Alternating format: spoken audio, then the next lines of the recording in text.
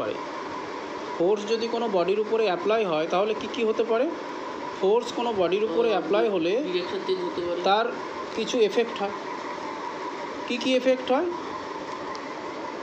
when force changes the state of rest of a body, মানে একটা body যদি এক জায়গায় রেস্টে রয়েছে তাহলে ফোর্স অ্যাপ্লাই করলে কি হবে?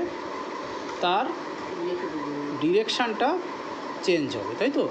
যে রেস্ট পজিশানে ছিল সেই রেস্ট পজিশান থেকে কিন্তু ওই বডিটা উপরে একটা মোশন চলে আসবে, তাই তো? আর কি হতে পারে? when force bring a moving object to rest, ধরো কোনো একটা বডি কি করছে? মুভ করছে, তাই তো? তাহলে মুভ করা বডিটা রেস্টে চলে আসতে পারে। আমরা একটা ধরো কোনো বডি দেখছি গড়িয়ে আসছে বা কোনো মুভমেন্ট রয়েছে, এরকম একটা বডির উপরে যদি আমরা ফোর্স অ্যাপ্লাই করি তাহলে কি হবে? বডিটা রেস্টে চলে যাবে। তাহলে এগুলো সব ফোর্সের এফেক্ট, তাই তো? তারপরে দেখো force changes the speed and direction of A body. তাহলে ফোর্স যদি অ্যাপ্লাই করি, একটা বডি ধরো 20 কিলোমিটার পার আওয়ারে চলছে, আমি সাপোজ একটা এক্সাম্পল দিই, 20 কিলোমিটার পার আওয়ারে ধরো একটা বডি আমার মুভ করছে, ঠিক আছে? এইবার এই বডির উপরে যদি আমরা ধাক্কা দিই বা জোরে কোনো একটা কিছু দিয়ে এটাকে আমরা মুভমেন্টটাকে যদি আরও বাড়িয়ে দিই তাহলে কি হবে? এর স্পিডটা আর একটু বেড়ে যাবে। তার মানে ফোর্স অ্যাপ্লাই করার ফলে কি হলো? বডিটার মুভমেন্ট আমরা বাড়িয়ে দিলাম, তার ফলে স্পিডটা বেড়ে গেল। তাহলে এগুলো কিন্তু সব ফোর্সের এফেক্ট। আর কি হতে পারে? ধরো একটা বডি মুভ করছে, ধরো নর্থ ডিরেকশানে মুভ করছে, আমরা বডিটাকে ধাক্কা দিয়ে ধরো সাউথ ডিরেকশানের দিকে ঠেলে দিলাম, তার মানে কি হলো? বডিটার ডিরেকশানটা চেঞ্জ হলো। তাহলে এগুলো কিন্তু সব তোমার ফোর্সের এফেক্ট। তাহলে আমরা কি জানলাম ফোর্সের এফেক্ট? ফার্স্ট জানলাম হচ্ছে কোনো রেস্ট অবজেক্টকে মুভ করতে পারে। সেকেন্ড কি জানলাম? কোনো মুভিং অবজেক্টকে রেস্ট করতে পারে, তাই তো? আর কি জানলাম? কোনো ফোর্স অ্যাপ্লাই করলে কোনো বডির স্পিড চেঞ্জ করতে পারে। আর কি করতে পারে? ডিরেকশান চেঞ্জ করতে পারে। কোনো একটা বডি একটা ডিরেকশানে যাচ্ছে, সেই বডিটা অন্য ডিরেকশানে আমরা মুভমেন্ট করাতে পারি। আর কি করতে পারি? Changes the shape of A body, মানে কোনো বডির একটা ধরো শেপ রয়েছে, ধরো সার্কুলার শেপ রয়েছে, সেই বডির উপরে আমরা ফোর্স অ্যাপ্লাই করলাম, তাই না? ফোর্স অ্যাপ্লাই করে আমরা কি করলাম? সেই বডিটাকে সার্কুলার শেপ থেকে ধরো অন্য কোনো শেপে আমরা নিয়ে গেলাম। সেই রেক্ট্যাঙ্গুলার শেপ হতে পারে, হ্যাঁ, স্কোয়ার শেপ হতে পারে, যে কোনো একটা শেপে আমরা নিয়ে যেতে পারি। তাহলে ফোর্স অ্যাপ্লাই না করলে কি নিয়ে যেতে পারবো না। তাহলে এগুলো কিন্তু সব এফেক্ট অফ ফোর্সেস, ঠিক আছে? নেক্সট হচ্ছে দেখো balanced or unbalanced forces. Balanced or unbalanced forces কী জিনিস? তার আগে একটু জেনে নিই রেজাল্টেন্ট ফোর্স জিনিসটা কি। রেজাল্টেন্ট ফোর্স হচ্ছে 2 or more forces act simultaneously, মানে একই সময়ে একই জায়গায় দুই ধরনের, হ্যাঁ, অর্থাৎ দুই ধরনের বলতে এখানে দুটো বা তার বেশি ফোর্স ধরো অ্যাপ্লাই হলো কোনো একটা জায়গায়, হ্যাঁ, এবং ডিফারেন্ট ডিরেকশান। একটা ধরো নর্থ ডিরেকশানে অ্যাপ্লাই হলো, একটা ধরো তোমার সাউথ ডিরেকশানে অ্যাপ্লাই হলো, একটা ধরো ইস্ট ডিরেকশানে অ্যাপ্লাই হলো, এরকম। তাহলে ডিফারেন্ট ফোর্সেস দেখো ডিফারেন্ট ডিরেকশানে অ্যাপ্লাই হলো। তাহলে এই ডিফারেন্ট ডিরেকশানে অ্যাপ্লাই হওয়ার পরেই আমাদের এই যে ধরো তিনটে ফোর্স যে অ্যাপ্লাই হলো ডিফারেন্ট ডিরেকশানে, তাহলে ওভারঅল এফেক্ট বিভিন্ন দিকে হচ্ছে। নর্থ ডিরেকশানে একটা এফেক্ট হচ্ছে, সাউথ ডিরেকশান, ইস্ট, ওয়েস্ট, যেদিকেই অ্যাপ্লাই করি না কেন তার একটা কিন্তু এফেক্ট হচ্ছে। তাহলে এই ওভারঅল এফেক্ট, এই যে তিনটে ফোর্সের যে ওভারঅল এফেক্ট, এটাকে বলা হয় রেজাল্টেন্ট ফোর্স। বুঝতে পারলে রেজাল্টেন্ট ফোর্স কী জিনিস? তাহলে রেজাল্টেন্ট ফোর্স কোনো একটা বডির উপরে ধরো চারিদিক দিয়ে ধরো একটা দড়িকে দুজন দুই দিক থেকে টানছে, একটা দড়িকে ধরো একদিকে একজন টানছে, অন্যদিকে আরেকজন টানছে, বা এরকমভাবে হ্যাঁ, এটাকে বলা হয় টোটাল যে ফোর্স এখানে অ্যাপ্লাই হচ্ছে এটাকে বলা হয় রেজাল্টেন্ট ফোর্সেস। বোঝা গেল? আচ্ছা,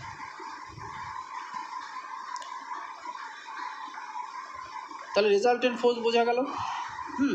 এবার দেখো আনব্যালেন্সড ফোর্স কোনগুলো, যখন resultant of a number of forces act simultaneously on a object in non zero, the forces are set to be unbalanced forces. মানে এই যে আমরা রেজাল্টেন্ট ফোর্স বের করলাম, রেজাল্টেন্ট ফোর্স বের করে যদি দেখি যে ফোর্সগুলো কী হচ্ছে, জিরো আসছে না, নন জিরো, তাই তো?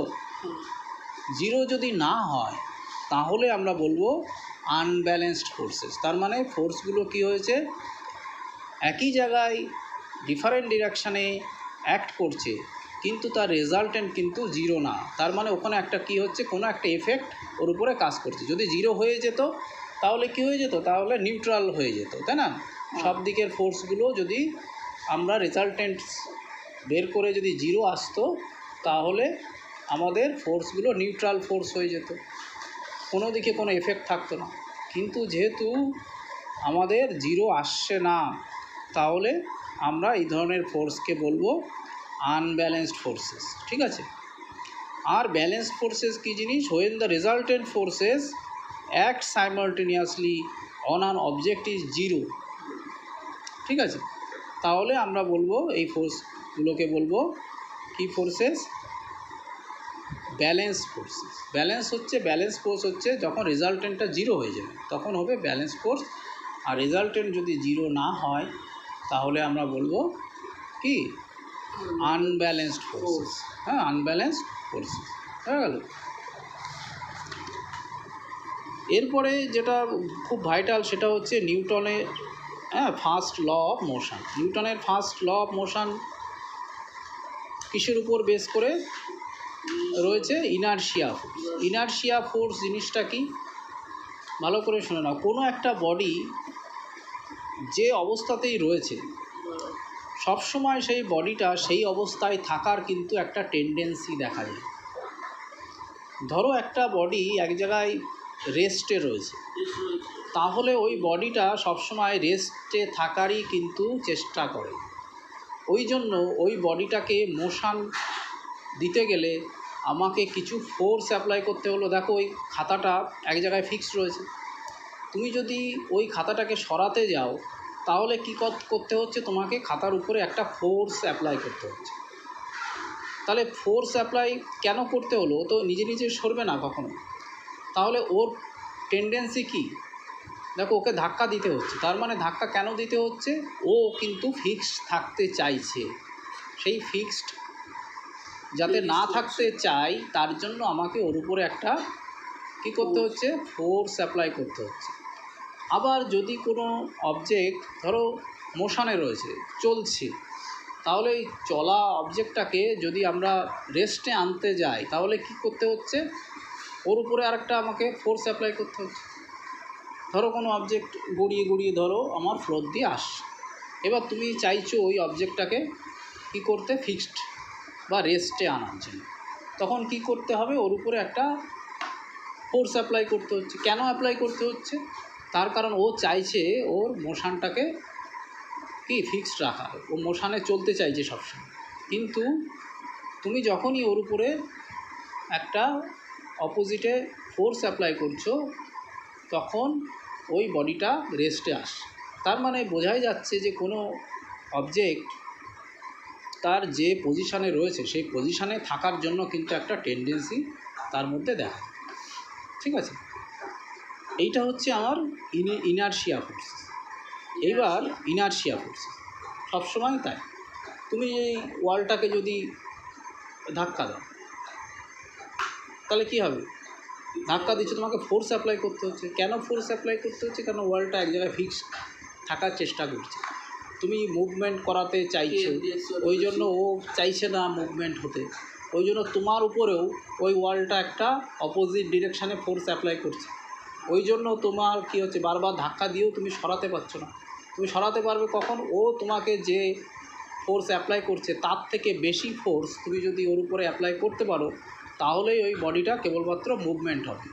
আদারওয়াইজ ওইটাকে মুভমেন্ট করতে পারবে না। একটা বড় পাথর ধরো, স্টোন, পিস অফ স্টোন ধরো এক জায়গায় রয়েছে, তুমি ধাক্কা দিয়ে যাচ্ছ কিন্তু সরাতে পারছো না, তার মানে কি তুমি যখনই ওই স্টোনের উপরে ধাক্কা দিচ্ছ, স্টোনও তোমার উপরে কি করছে, একটা অপোজিট ডিরেকশানে ফোর্স অ্যাপ্লাই করছে। কিন্তু যত সময় ও যে ফোর্স অ্যাপ্লাই করছে, তুমি তার থেকে বেশি ফোর্সে যদি তুমি ওই স্টোনকে ধাক্কা না দিতে পারো, তাহলে কিন্তু স্টোন সরবে না, তাই না? তার মানে ও ওই ফিক্সড অবস্থায় থাকার জন্য একটা কি টেন্ডেন্সি ওই স্টোনের উপরে রয়েছে, বোঝা গেল? তাহলে এই জিনিসগুলো হচ্ছে ইনারশিয়া ফোর্সেস। তাহলে নিউটন কি বলেছিলেন, যে নিউটনের যে ল লেখানো হলো সেটা কি আছে, যে কোনো বডি যে ফিক্সড অর মুভিং, কোনো যে অবস্থাতেই থাকুক না কেন, সেই অবস্থায় থাকার একটা টেন্ডেন্সি সেই বডিটা থাকে।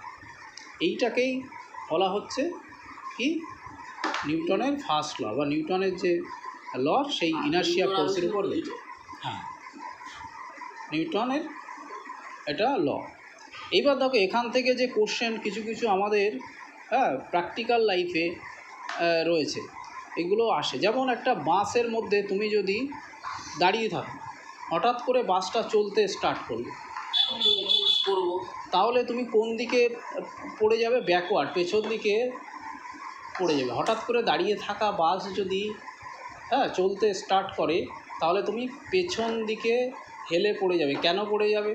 তুমি যখন দাঁড়িয়েছিলে তখন তোমার পাটা কি হলো, ফিক্সড ছিল বাসের সাথে, তাই তো? পাটা বাসের সাথে ফিক্সড ছিল, তখন তোমার পুরো বডিটাই রেস্টে ছিল, মানে পা এবং পুরো বডিটাই কী ছিল, রেস্ট অবস্থায় ছিল। কিন্তু হঠাৎ করে যখনই চলতে শুরু করলো, তখন পাটা যেহেতু বাসের সাথে ফিক্সড রয়েছে, পাটা কী হবে, একটা মোশন পাবে, পাটা কী হবে, একটা মোশন পাবে, এবং পাটা সামনের দিকে এগিয়ে যেতে চাইবে, তাই তো? কিন্তু তোমার বডির উপরের পার্ট যেহেতু ফিক্সড অবস্থায় ছিল, বডির উপরের পার্টটা কিন্তু ফিক্সড অবস্থায় থাকার একটা টেন্ডেন্সি দেখা যাবে, তাই তো? ও কিন্তু মুভমেন্ট করতে চাইবে না। তোমার পাটার মুভমেন্ট হবে, কিন্তু বডির উপরের পার্টটা কিন্তু ফিক্সড অবস্থায় থাকার একটা tendency, as per Newton's first law, ঠিক আছে? তার ফলে কি হবে, পাটা সামনের দিকে এগিয়ে যাবে, বডির উপরের পার্টটা তোমার ফিক্সড অবস্থায় থাকার একটা টেন্ডেন্সি থাকবে। তাহলে তোমার পা সামনে এগিয়ে গেল, বডির উপরের পার্টটা এগোতে চাইছে না, তখন তুমি পেছন দিকে কি করবে, হেলে পড়ে যাবে। ঠিক একই রকমভাবে যদি কোনো মোশানে রয়েছে এমন একটা গাড়ি হঠাৎ করে থেমে যায়, তখন কি হবে? তখন দেখো পুরো বডিটাই, যখন গাড়িটা মোশানে ছিল ফুল বডিটাই আমাদের মোশানে ছিল, কিন্তু যখন থেমে গেল তখন পাটা কি হয়ে গেল, পাটা হঠাৎ করে রেস্টে চলে আসলো, কিন্তু বডির উপরের পার্ট কিন্তু তখনও মুভমেন্ট বা মোশন অবস্থায় থাকার একটা টেন্ডেন্সি থাকবে, অ্যাজ পার নিউটনস ফার্স্ট। তখন কি হবে, পাটা এগোবে না সামনে, পাটা রেস্টে চলে আসলো, কিন্তু বডির উপরের পার্ট সামনের দিকে এগিয়ে যাওয়ার জন্য কী হবে, একটা টেন্ডেন্সি থাকবে, তখন তুমি সামনের দিকে হেলে পড়বে। এই কোশ্চেনগুলো কিন্তু এখান থেকে আসে, বোঝা গেল? তাহলে এই কোশ্চেনগুলো কিন্তু সবই তোমার এই নিউটনের ফার্স্ট ল অর ইনার্শিয়া ফোর্সের উপরে ডিপেন্ড করে। আরও কোশ্চেন রয়েছে এখানে, দেখো এই কোশ্চেনগুলো কিন্তু আরেকবার পড়ে নিও এখান দিয়ে, ঠিক আছে?